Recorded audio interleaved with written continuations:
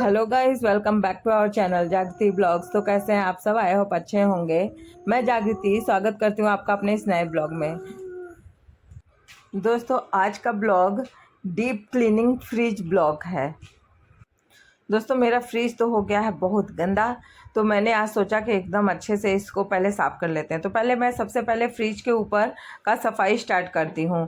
Fridge के ऊपर इतना सारा सामान हो गया था, बहुत दिनों से पड़ा था, कोई भी आता था कहीं से भी रख देता था।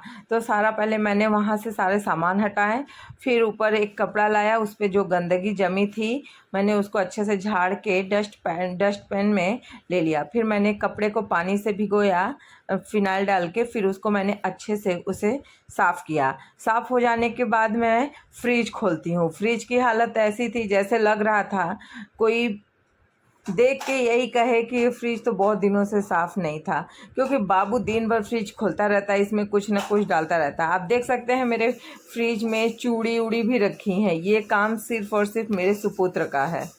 फिर मैंने फ्रिज से सारे सामान निकालने लगी। सबसे पहले मैंने सारी सब्जियां थी, पापा कल के लाए हुए थे, तो मैंने सारा पॉलीथीन में ही बांध के रखती हूँ। इससे क्या होता है, सब्जियां सूखती नहीं हैं, तो इसलिए मैंने सबसे पहले वो रखा।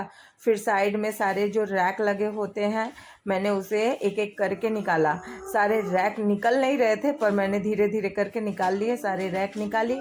फिर मैंने सब्जी का वो जो बास्केट होता है उसको निकाला। फिर मैंने लिया धुलने वाला, फिर मैंने स्क्रॉच लिया और उसमें से विम बार लगा लगा के उसको अच्छे से सफाई किया, जैसे लग रहा था कि मैं बर्तन वर्तन धुल रही हूँ। फिर ठीक उसी प्रकार उसको अच्छे से एकदम जहाँ जहाँ गंदगी थी वहाँ पे ज़्यादा रगड़ा। फिर उसके बाद धीरे धीरे करके मैंने सारे जगह उसको अच्छे से साफ़ किए। तो उसमें साइड में सोया सॉस के सब पैचेस पड़े थे, वो सब उसका दाग छुड़ाने में थोड़ा टाइम लग रहा था। फिर धीरे धीरे मैंने साइड के जो रबड़ वबड़ भी होते हैं उस पर भी वो किया। फिर अच्छे से ऊपर वाले रैक को भी अच्छे से रगड़ा, तो फिर अच्छे से सब साफ़ हो गया। फिर मैं बाबू का ही एक पुराना कपड़ा था कॉटन का, उसे पानी से भिगो के उसे अच्छे से पोंछ दिया। फिर एकदम ये साइड का तो क्लीन हो गया। तो फिर मैं अब फ्रिज के अंदर का सबसे पहले मैंने कांच के सारे रैक को निकाला।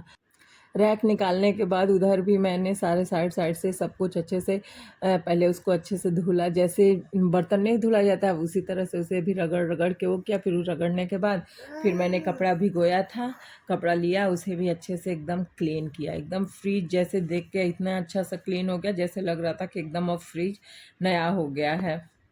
नीचे का तो हिस्सा अब साफ़ हो गया था। अब ऊपर का हिस्सा मैंने खोला, फिर उसे भी अच्छे से क्लीन कर दिया, क्योंकि ऊपर का हिस्सा गंदा नहीं था, क्योंकि ऊपर के हिस्से में हम ज़्यादा कुछ रखते नहीं, कभी कभी आइसक्रीम वाइसक्रीम आता है तो वही रखा जाता है। फिर ऊपर के हिस्से को अच्छे से क्लीन करने के बाद मैं जो वो रैक और सब्जी बास्केट था, फिर मैंने उसको ले जाके बाहर अच्छे से उसको भी धुलाई। फिर उसके बाद मैं उसे अच्छे से पोंछ के साफ़ करने के बाद अच्छे से कपड़े से पोंछ कर फिर उसे लाकर सारे शीशे वाला रैक साइड साइड से उसे सही से लगाया। उसके लगाने के बाद फिर साइड वाला जो सारे रैक थे मतलब वाले, फिर उसे मैंने सही से सेट किया। फ्रिज का तो सारा सामान सही से सेट हो गया, अभी थोड़ा बहुत रह गया था। फिर मैंने उसे भी धीरे धीरे सब कुछ सेट किया। सेट करने के बाद अब सामान रखने की बारी आ रही थी, तो मैंने फिर धीरे से अच्छे से सारे सामान को भी अच्छे से थोड़ा क्लीन कर दिया। जैसे जैम का बोतल था और सॉस, उसे भी थोड़ा सा अच्छे से क्लीन करने के बाद मैंने सारा साइड रैक में सब कुछ मैंने अच्छे से रख दिया। जैम, केचप, सोया सॉस और दूध का पैकेट, ये सब मैंने साइड में अच्छे से रख दिया। फिर उसके बाद मैं दिखाने लगी कि देखिए कितने अच्छे से फ्रिज को क्लीन किया है। फिर उसके बाद फ्रिज में जो सब्जियां थी उसे सही से मैंने सेट कर दिया। फ्रिज की सारी सब्जी सेट होने के बाद फिर दोस्तों, इस तरह से आप भी फ्रिज अपना साफ कर सकते हैं। इसमें ज़्यादा टाइम नहीं लगता है और आसानी से फ्रिज भी अच्छे से क्लीन हो जाता है। और आप देख सकते हैं कि सारा फ्रिज एकदम कहीं भी कोई गंदगी नहीं बची है। इसलिए दोस्तों, आज का ब्लॉग मैं यहीं पे समाप्त करती हूँ। किस तरह का ब्लॉग देखना पसंद करते हैं प्लीज़ हमें कॉमेंट में बताएं, फिर हम उसी तरह का आप लोगों के लिए ब्लॉग लेकर आएंगे। दोस्तों, मेरे ब्लॉग के बैकग्राउंड में मेरे बाबू का भी आवाज़ आ रहा होगा, क्योंकि ये